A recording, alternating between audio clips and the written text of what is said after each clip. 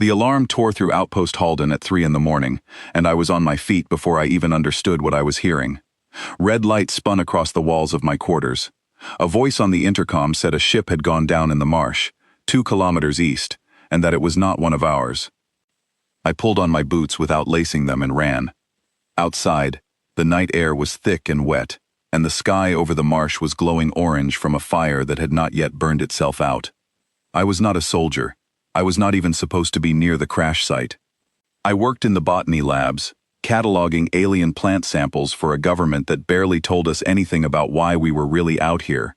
But when Colonel Grace Bennett saw me running toward the smoke instead of away from it, she did not stop me.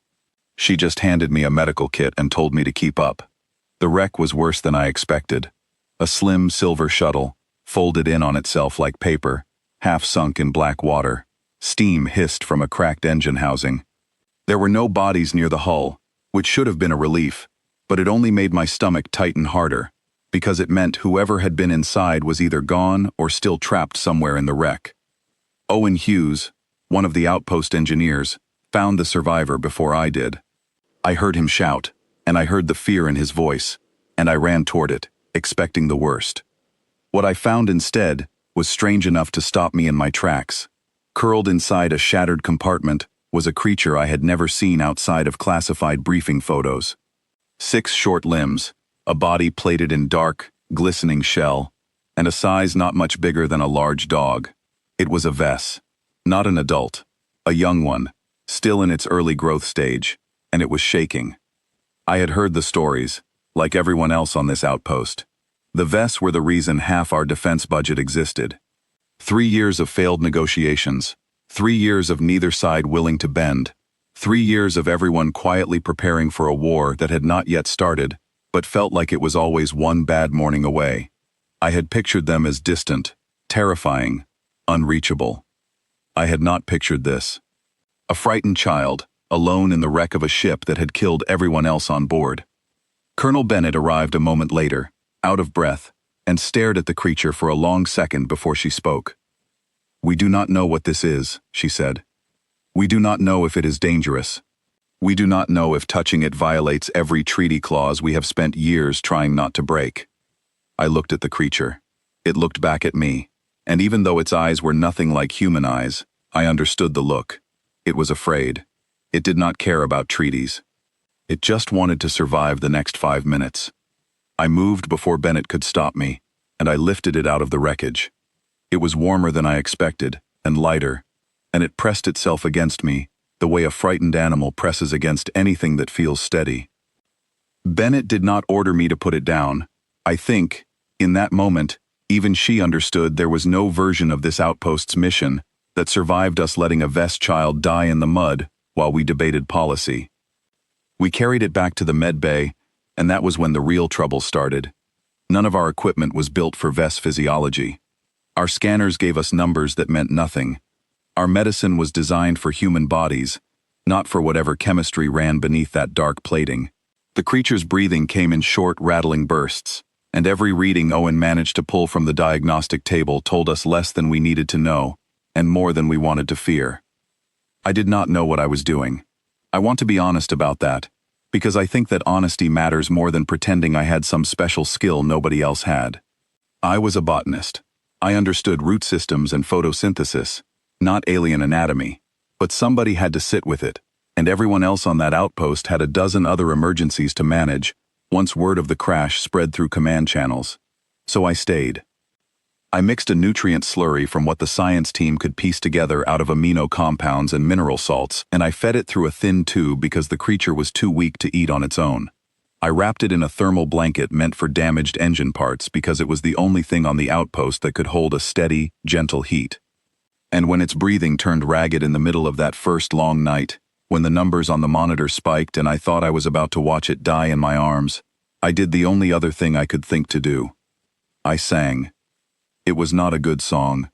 My mother used to hum it to me when I was small, and I barely remembered half the words, so I filled in the gaps with whatever sounds felt close enough. It should not have mattered. There was no reason a Vess child would respond to a human lullaby sung off-key at 4 in the morning by a nervous botanist with shaking hands. But its breathing slowed, Not all at once, not like magic, but steadily, the way a struggling engine settles when the pressure finally eases. By the time the sun came up, it was asleep, and so was I, slumped in a chair beside the incubator with my hand still resting against the glass. Bennett told me later that Command back home wanted to move the creature to a secure facility the moment it was stable enough to transport. She told them no, not because she trusted me more than she trusted procedure, but because she had seen the readings too, and she knew that whatever I was doing, it was the only thing keeping that creature alive. Moving it now would kill it. She bought us time, and I used every hour of it. For 6 days, I barely left the med bay. I learned the rhythm of its breathing well enough to know when something was wrong before the machines caught it. I learned that it liked warmth on its underside more than its back. I learned that the clicking sound it sometimes made was not distress, but something closer to comfort. I gave it a name, because caring for something without a name felt wrong. I called it Pebble, because that was the first word that came to mind, and because, somehow, it fit. On the 4th day, everything changed again. A single Vess ship descended out of the clouds and landed just outside the outpost perimeter. No fleet behind it, no warning shots, no demands broadcast over open channels. Just one ship, and from it emerged a creature so much larger than Pebble that for a moment I forgot how to breathe. She stood nearly 3 meters tall, her plating a deep, weathered slate gray, her limbs long enough to cross the entire medbay in 2 strides. Every soldier on the outpost had a weapon raised the second she stepped through the outer doors, and Bennett was shouting orders to hold position, to not fire unless fired upon, to wait and see what she wanted. What she wanted became clear the moment her eyes found the incubator and found Pebble curled inside it. This was the Vess Queen, not a soldier, not an ambassador, but the single most important individual in the entire Vess hierarchy, standing unarmed and unguarded in the middle of a human outpost that had spent 3 years failing to negotiate anything with her people. She did not attack, she did not speak, not at first. She simply walked forward, ignoring every rifle aimed at her, and settled into the corner of the room, the way a mountain settles into a landscape, ancient and immovable, and she watched. Bennett wanted me out of that room within the hour.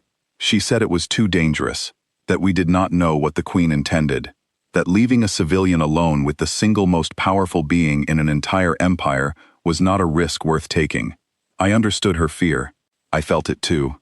But Pebble's breathing had grown uneven again that same afternoon, and I knew, the way you know things in your gut long before you can explain them logically, that if I left, Pebble would not make it through the night. I told Bennett I was staying. She argued. I held my ground. In the end, she agreed, on one condition. A guard would remain stationed just outside the door, close enough to respond if anything went wrong. That guard turned out to matter more than any of us expected, though not in the way anyone imagined. For 6 days, the Queen barely moved from her corner. She watched me mix the slurry. She watched me check the tube for blockages. She watched me sing, badly, off-key, exhausted, at 3 in the morning, when Pebble would not settle. I expected her to react with something like judgment, or confusion, or even threat. Instead, the first time she made a sound in response to my singing, it was a low, steady click, almost rhythmic, almost like she was trying, in her own way, to join in. On the 7th day, everything nearly fell apart. It started with a small technical failure. The outpost's backup generator, the one keeping the incubator's temperature regulator stable, flickered and died in the middle of the night. I woke to the sound of the monitor alarms screaming, and for one terrible, frozen second, I thought Pebble's heart had stopped. It had not. But the temperature inside the incubator was dropping fast, and without power, the thermal blanket meant nothing. I grabbed every spare blanket I could find in the room and wrapped them around the incubator by hand, and I called for Owen over the comm, my voice cracking in a way I was not proud of. The Queen moved before Owen even answered. She crossed the room in a single stride and lowered one long limb toward the incubator, not touching Pebble, but hovering close, radiating a heat I had not known Vess bodies could produce on command. It was not much. It was not enough on its own. But combined with the blankets and the frantic work Owen did, rerouting emergency power from another section of the outpost, It was enough to hold the temperature steady until the backup systems came back online 12 minutes later. 12 minutes should not have felt like an hour. It did. When the monitors finally stabilized, I sat back against the wall and realized my hands were shaking. The Queen settled back into her corner, but she did not look away from me, not for a long time. Something had shifted between us in those 12 minutes, something neither of us had words to explain yet. The real danger, though, was not the generator. I did not learn the truth until 2 days later, when Bennett pulled me aside with a look on her face I had not seen from her before, something close to fear. The generator failure had not been an accident. Someone on the outpost, someone with access to the maintenance systems, had deliberately routed power away from the med bay that night.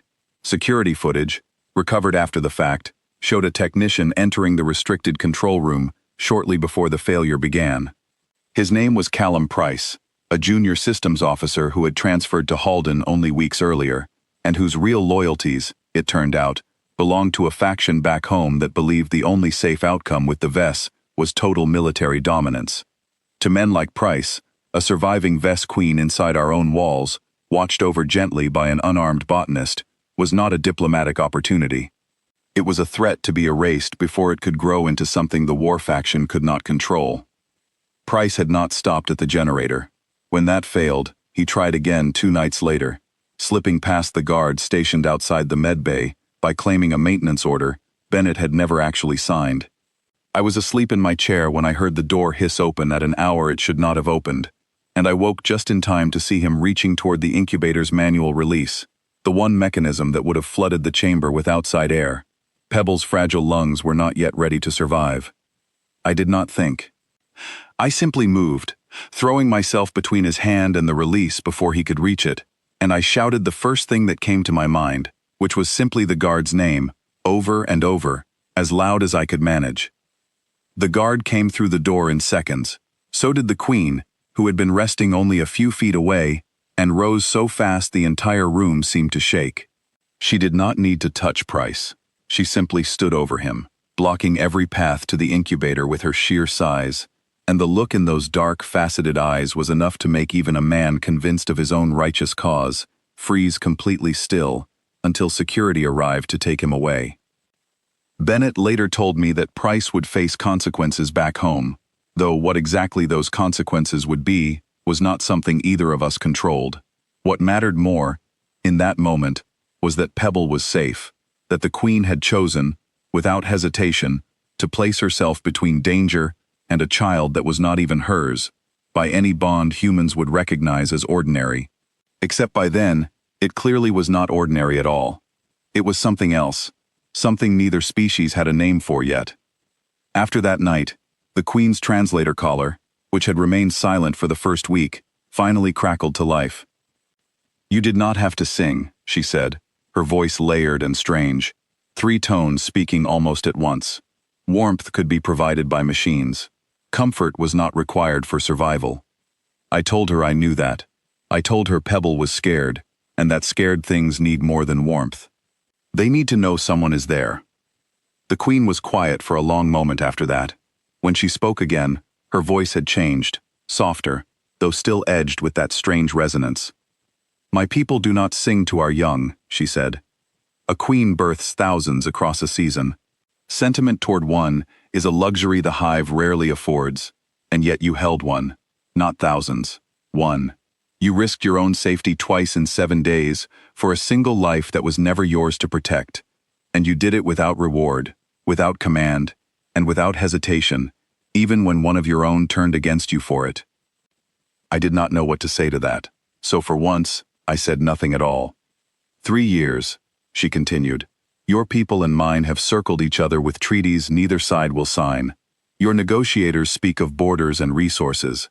Mine speak of territory and old grievances. Neither side has ever spoken of this. She gestured toward the incubator, toward Pebble, whose breathing was finally steady and calm for the first time in days. I did not come to this outpost only to retrieve my daughter. I came to see what kind of creature would keep her alive with nothing to gain, and would stand between her and danger with nothing but his own body to offer. I have watched you for 7 days. I have made my decision. She lowered her massive head, until one eye was level with mine, close enough that I could see my own reflection in its dark surface. "Come with the retrieval team," she said. "Not as a prisoner, not as leverage for your negotiators to use against mine. Come as hers. She will remember your voice before she remembers my own. A bond formed this early runs deeper than politics, deeper than the fear our two peoples have carried for 3 years. If you come, and she grows, knowing a human sang away her fear and stood between her and danger, then when she one day stands where I stand now and speaks for the entire hive, she will not see your species as strangers to be measured and weighed. She will see you." I looked down at Pebble, sleeping peacefully now, her small chest rising and falling in an easy, steady rhythm that had felt impossible only days earlier. I thought about Price, and the fear that had driven him to try to end this before it could begin. I thought about 3 years of failed talks, and how strange it was that the thing which might finally break that stalemate was not a treaty at all, but a lullaby sung off key at 3 in the morning. I told the Queen I would need to speak with my own command before I could answer. "Speak with them," she said, and for the first time since her arrival, something in her layered voice sounded almost like quiet amusement. "But I believe you already know what you will choose. You made this choice 7 days ago, the moment you lifted a stranger's dying child out of the wreckage and decided, with nothing to gain and everything to risk, that she was worth saving." She was right. I already knew. I just had not realized, until that exact moment, standing in a quiet med bay with a sleeping alien child between us, that a single unthinking act of kindness might end up becoming the thing that finally brought 2 entire worlds home.